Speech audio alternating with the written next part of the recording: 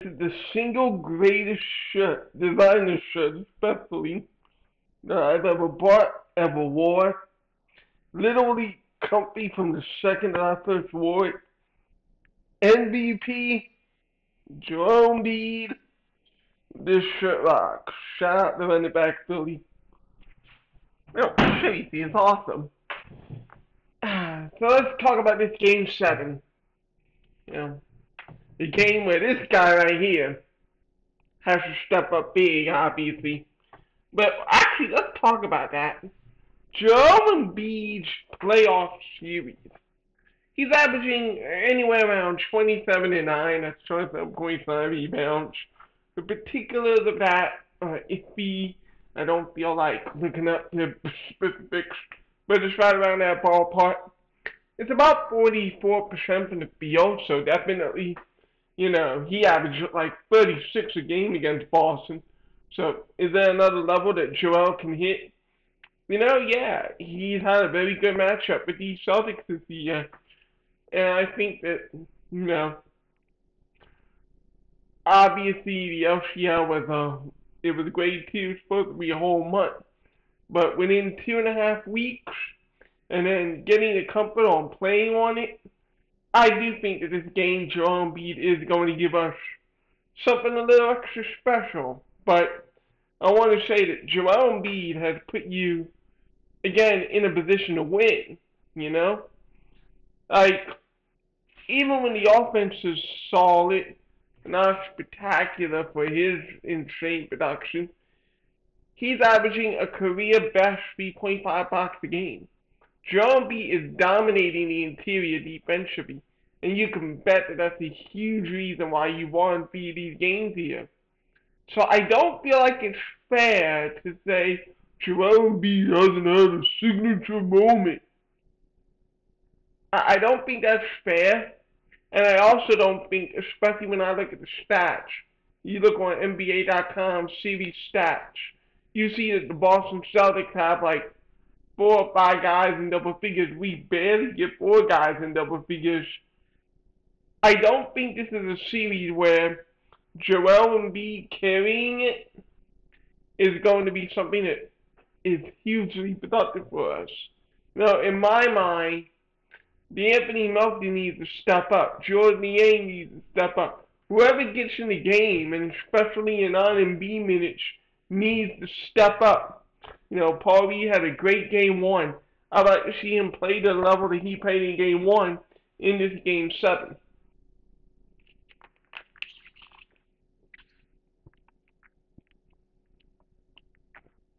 Shout out to Piso while I had it. But yeah, I need these role players to step up in this moment right here.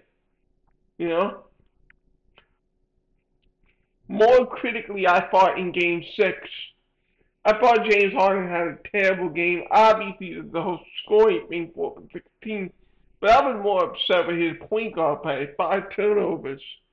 And it isn't even just the turnovers, it's the decision making leading up to them. Numerous passes to Tobias Harris in the fast break. You try it once, okay, you try it twice, and then what? Why would you go to Tobias a third time in the fast break? And we'll get to Tobias separately shortly. But if you're going to a guy continually in the same kind of action and it doesn't work out, I need you to pivot out of that, And Tobias, if you can't finish at the rim on a point-blank shot, then just run to the 3-point line. I would rather you do that than be the worst finisher I have ever seen. Because you should have converted all 3 of those field goals. The fact that you went 0 for 3 is embarrassing. No, just embarrassing. Literally hang the jersey over your head. It's just insane that you went 0 for 3 in that sequence. And really, I would not blame James Harden if you don't pass him the ball in transition ever again. It's just ridiculously awful. But we do need Tobias Harris to show up like he did in Game 5. We need him to play tough. We need him to play physical. We need him to get out of the fetal position. It's embarrassing. I feel like if you ask me who was the worst Sixer in this whole series, my answer would be Tobias Harris, unequivocally. And I'm going to go into the specifics of why I feel that way.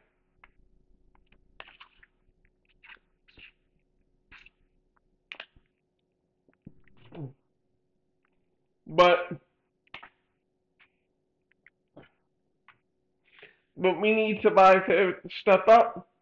We need role players to step up. We also need Doc to step up. This can't be a game where you play a guy 42 minutes and he gives you 2 points. It can't be that kind of game, Doc. It has to be a game where you notice if someone shot it off. The Anthony Melton pulled him a T5 in Game 6. That is going so under the radar. That segment in the fourth quarter gave me Matisse Bible vibes. Like, you're fucking unplayable vibes. Like, holy shit. I need you to be much more on the offensive end in order to justify minutes. Same thing with PJ Tucker. You can't be non-existent offensively in this game, especially in this game. If you're Doc, and what I'm expecting from Doc, if someone goes 0 for 3, 0 for 4, 1 for 5, I need you to yank them. I need you to abort. Because it's not going to get any better when that guy is struggling from the field. He doesn't have it that day. It's not going to get any better. I'll give you a little leeway. You want to put it back in, fine. But when they're struggling, take them out and then put them back in. Don't just keep a guy in there for 42 minutes. That's insane. Like, there's no magic production increase by keeping a struggling player in while he's struggling. Hate to break it to you. Like, come on. If it becomes a game like that, I will seriously actually turn it off. Because I want to see the team go down fighting. I want to see them swinging. I can't have another fetal position-like moment. I just can't. Like, no. And also knowing that Doc isn't the type to adjust and be like, oh, you're struggling and get you out of a ball game. Because, for me, I've been through a lot of pain as a Sixer fan. I was a Sixer fan since 9 years old. I understand that for the fans of the process, if you just started around 2013, these 10 years for you have certainly been challenging, they've been difficult. Imagine living through the AI era and then living through the process. Now, mind you, before the AI era, the Sixers had an awful decade of basketball from the 80s up until the 90s. So even for those in their 40s and 50s who were Sixer fans who saw a decade of basketball that I didn't, I feel your pain because you went through the solid generation of the Sixers when they were really dead. But for me, as someone who watched Prime Iverson, this is the most pivotal game of my Sixer fandom. This is the most pivotal game, arguably in Sixer franchise history. Since the team moved from Syracuse over to Philadelphia, this is the biggest moment in the franchise's history.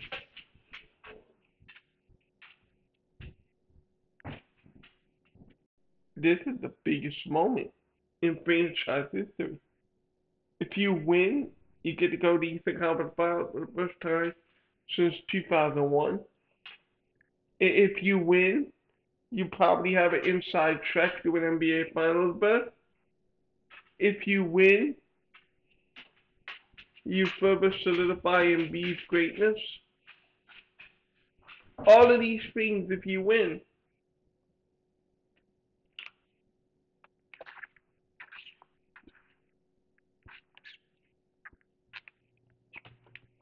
If you lose,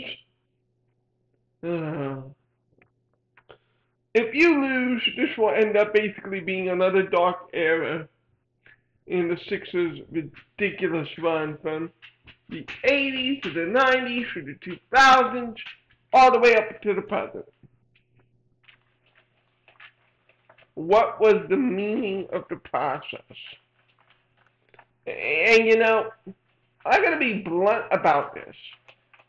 the process should never have been received as negatively as it was received. Why? Because it's the natural cycle in the NBA. The natural cycle of the NBA is that you're bad for a number of years, you get top draft picks, your top draft picks develop, or hopefully develop. You don't know if a pick will pan out or not. I think the Sixer fans, we, above all, know more than anyone else what that means when I say you don't know if a pick will pan out or not. But hopefully your picks pan out. Hopefully your players develop well. And then you can get back into the playoffs. People, especially on the outside, look at the process as some bastardization. But it was from 2013, 2014, all the way to 2017. 4 years. 4 years. Comparatively, Washington Wizards, we talk about our drought. Excuse me. We talk about our drought into the Eastern Conference Finals. The Washington Wizards haven't been there for 44 years. 44. So when we think about our pain, imagine the pain of a Wizards fan. You haven't known any remote success since the Washington Bullets. And I don't mean for Washington to catch a stray here. I'm just saying, the franchise have it worse. And they do the right things. They pay mediocre payroll. They allow these players to get these fat-ass contracts. So they do it the right way, only not to be rewarded in any sense whatsoever. Except, I guess they won't get a negative article printed about them. That's it. Not really worth it, in my opinion. Am I jealous that the Thunder don't have the same negative backlash? Kind of, no, not really. Because it kind of came with the territory. You were a pioneer. You set out to do what others didn't. You set out and you said, it doesn't make any sense to sign some mediocre veterans to a contract that they're not going to be able to fulfill. It makes no sense to just waste all that capital and waste all that flexibility. We're going to go ahead and we're going to make long-term moves that will hopefully net us a lot of talent and allow us to be in a position to succeed.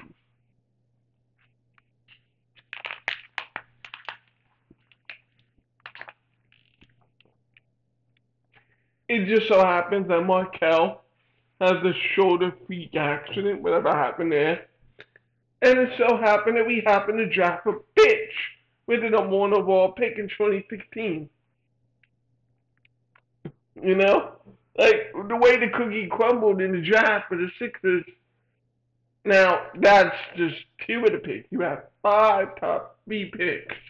Obviously, the one was Embiid. So, of the 5 first-round picks, going all the way from Nerlens Noel to, we could argue the last number 1 pick you had with Markel. Nerlens was a draft bust. Michael Carter-Williams was a draft bust. 2 opportunities to get Giannis that, unfortunately you don't hit on. And one might say, hindsight's 50-50, but he talked about violence, verticality, and taking gambles. Giannis was a gamble if there wasn't any. Dario Saric was a solid pick at the time, but injuries and his desire to play in Croatia, again, you don't know about these guys, right? And it's kind of the same thing with obviously the Mikal Bridges thing. Let's talk about that one real briefly. I had Mikal Bridges anywhere from number 3 to number 4 on my board. My number 1 was Miles Bridges. And again, you don't know about players. I don't know he's a scumbag. I just know he's really good at basketball. Miles Bridges was my number 1. My number 2, it was honestly a weird draft that year. At top 10, you didn't know if Michael Porter Jr. was going to be there. You didn't know if anybody really was going to be there. But I really like Lonnie Walker, the 4th. Play on the Spurs. Kind of really hasn't panned out. But truth be told, I would love to bring him here. As a depth piece, bench piece. because sometimes development that doesn't work out in one place could work out in another place. But I thought that Lonnie Walker, he had the size of a wing position. So I like Lonnie Walker the fourth. And then I had Mikal Bridges third on my board, personally. And the reason being is that, everyone compared it to Covington. And it's like, we don't need another Robert Covington. We need a guy who can put the ball on the floor. Exactly what we need right now, right? Jason Tatum and Jaylen Brown versus Tobias Harris. It's like these 3-and-D forwards, there's so few of them, but at the same time, because there's so few of them, you can overrate them really, really, really fucking quickly, And that's where I was feeling like we were at. Shia Smith was number 4 on that board of wing players, but that being said, I was relatively high on Zia Smith.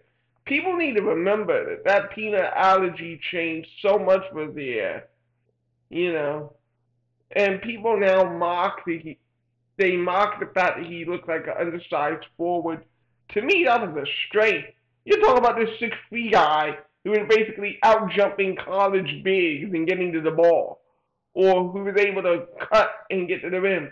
As Sixer fans in this era, who cuts to the rim, So seeing Zaire Smith play bigger than his frame, seeing him guard power forward, seeing him be switchable and reliable, there's a world where if Zaire Smith doesn't get the peanut allergies, maybe he becomes Draymond Green. I'm serious. Maybe he rebounds for you. Maybe he's defensively tenacious. Is he Kawhi 2.0 like the Rucker and the Colangelo people thought? Oh, hell no. Was he worth a 10th overall pick? No. But was he worth a 17th pick and a future pick? Arguable. You don't know there's peanut allergies. I had to take the peanut allergy out of it, and I have to say it wasn't a terrible draft evaluation. Was it the best? There wasn't this ball handler type that I wanted either.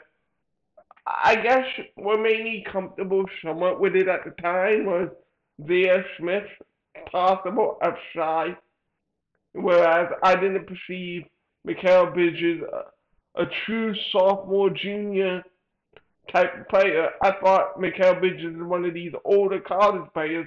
One of the few times that I subscribed to the age theory, and I'm like, yeah, the odds that Mikal Bridges gets a handle here really unlikely.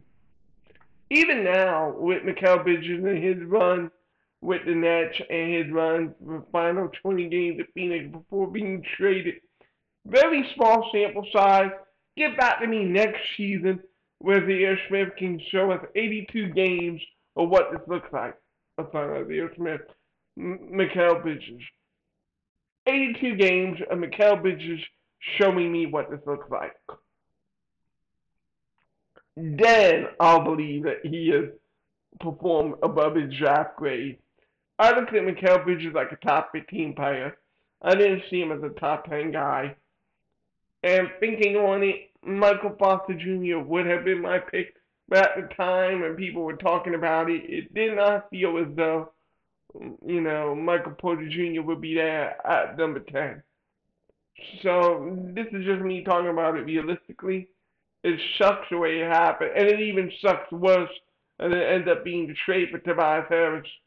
But separately on its own on draft day, I can't fault it too much. I fault it, excuse me again, but of all the mistakes that Luka made, it's probably the one that in hindsight is the least offensive.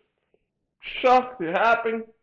But compared to drafting Jahlil motherfucking Okafor, I can defend taking a project and getting a future first round pick. I can defend that. That's logical on its face. Even if it didn't work out in the long run, it's logical. So I can kind of be okay with that. So speaking of Tobias, I want to talk about this on the defensive end of the floor. Because, Tyrese actually played an outstanding game 6 defensively. I feel like Tyrese Maxey has been one of your best defensive players in this entire series. And yeah, you heard me right. He's been one of your best defensive players in the series. But a lot of people get confused about defense. And what a lot of people don't understand is these moments where Maxey gets up with Jason Tatum. How is that happening? Well, if you notice before the play, go and rewatch the plays where Maxey's on Tatum, and you're going to see that Maxey's man is coming up to set a screen. It's a flare screen, a ghost screen. This is a 6'2" or 6'4" guy, whether it's Derek White, whether it's Malcolm Brogdon, whether it's Marcus Smart, I don't care. So one of these guards is coming up to set the screen. Now remember, the Jason Tatum, his primary defender is Tobias Harris. So we're talking about a 6'8", 230-pound guy who is being ghost screened by a 6'2", 6'4", 6'3" guy. He has 5 inches and maybe 15 pounds on each and every screener that he's going to see. And yet, what is the default for Tobias? What is the default for Tobias? Is he going to fight over the screen? No.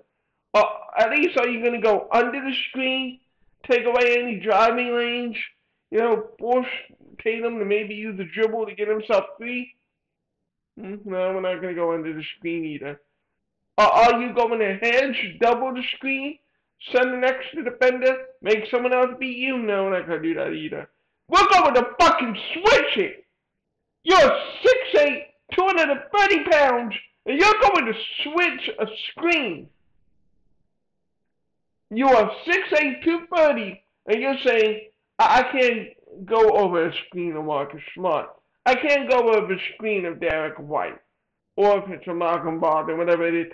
I can't go over a guard screen. Heaven forbid that I play through the contact of this smaller guard to stay connected to the hip to my man. Heaven forbid. So I'm just going to switch it, even though I'm 5 inches, 30 pounds taller than this guy. It makes me fucking sick. And if Dan Burke is recommending that he switches and you get the 6'2" Maxey on the 6'8" Tatum, that's even more offensive. There's no way you win here. Either Dan Burke has lost his marbles or Tobias Harris is that fucking soft, and I'm going with the former than the latter. I think Tobias Harris is fucking soft. Softness is the only way you can explain not fighting a ball screen by 6'3" Marcus Smart. Get the fuck out of here with that. This is game 7. I need you to have some fucking balls. If you see another ball screen by a guard, you need to be fucking offended as a defender and go and blow up that screen. And come on. Stop being so pathetic.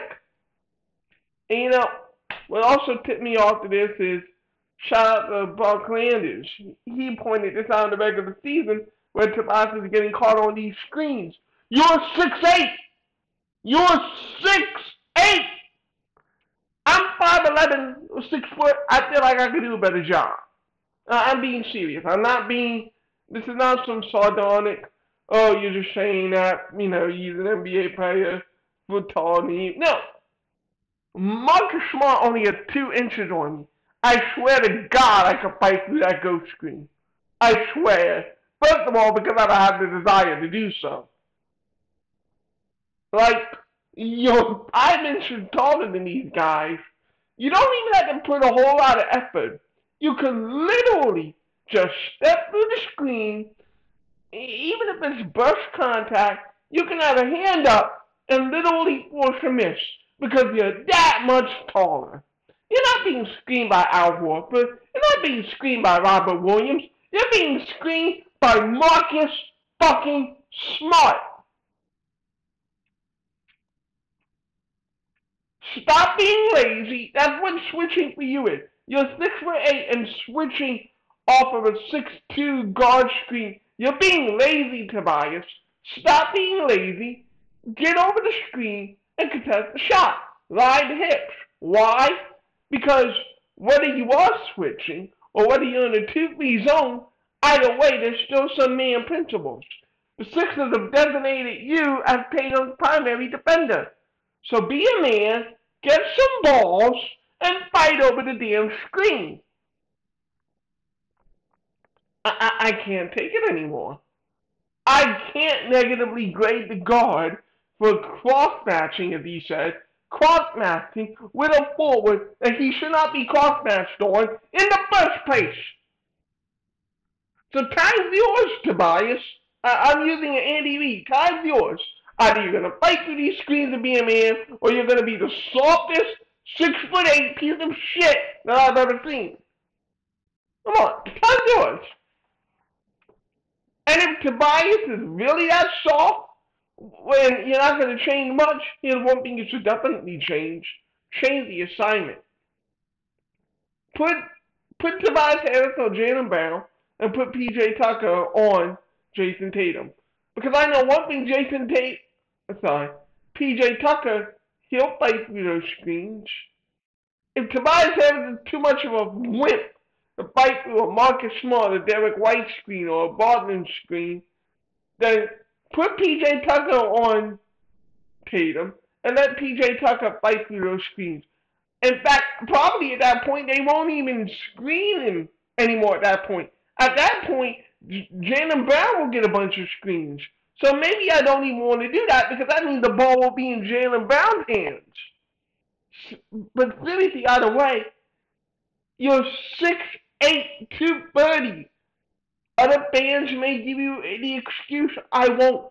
I demand that you fight over the ball screen. I'm not asking you. It's not a favor. It's something that you must do. And if Dan Burke doesn't have that defensive expectation of you, then maybe Dan Burke shouldn't be a defensive coordinator.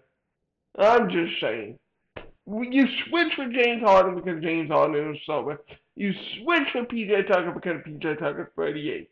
You have no excuse to be switching on a player who's 5 inches shorter than you, Tobias. Get out of here with that nonsense.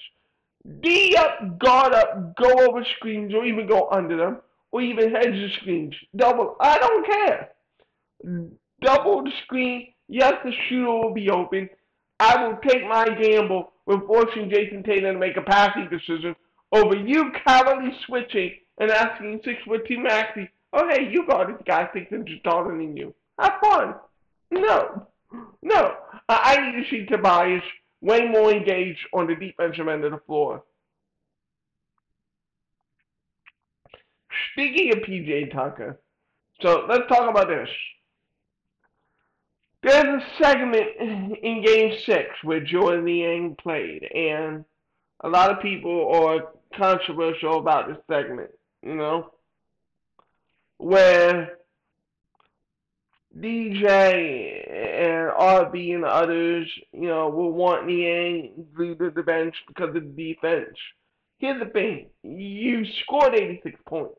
In 2023, in 2023, in the year 2023 BC, whatever, thousands of years of human existence, and hundreds of years or so of the NBA, you managed to score 86 points in a ball game. There's only so much defense can do for you, but at some point, you need to put ball in basket, even if it means a subpar defender.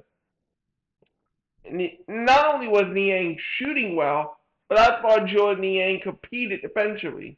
DJ's point is that we'll have to bring over a double. And it's true. We might have to send another guy down. I'm okay with that. Depending on the situation, depending on what happens. If we send the other guy down and then they're shooting threes and they're getting ahead, obviously that's a problem. But if they're missing shots and we make good rotations, I don't mind helping off in Niang if we can get Niang free balls, if we can get what we can squeeze out of Jordan Niang on offense. You have to find a way to score points in this game. And if that means we're going to end up giving you some points here and there. If that's what it means, then that's what that means. Because it's do or die. It's do or die. And I want to do. It's not win or go home. It's both. you can win and you can go home. Because we'll have home court advantage throughout the entire playoff if we win. Game 1 of the Eastern Conference Finals should be at the Wells Fargo Center. That's the positive image that should be in everyone's mindset today. Game 1 is going to be played at the Wells Fargo. The MVP is going to have his first Eastern Conference Finals right here in the Wells Fargo this year. That's what I believe. The MVP is going to have his first NBA Finals game right here in Philadelphia. Joel Embiid will win Finals MVP right here in Philadelphia. That's what I believe. That's what's going to happen. This is the best player in the world and the best team in the world, and now it's time to show out and prove it. Prove it to no one else but yourself. All the outsiders are counting you out again. Sixer Nation feels a little bit iffy about it. Everyone's doubting, and that's when you go internal, and that's when you find the strength from within. Because I know you got it. Sixer Universe, peace.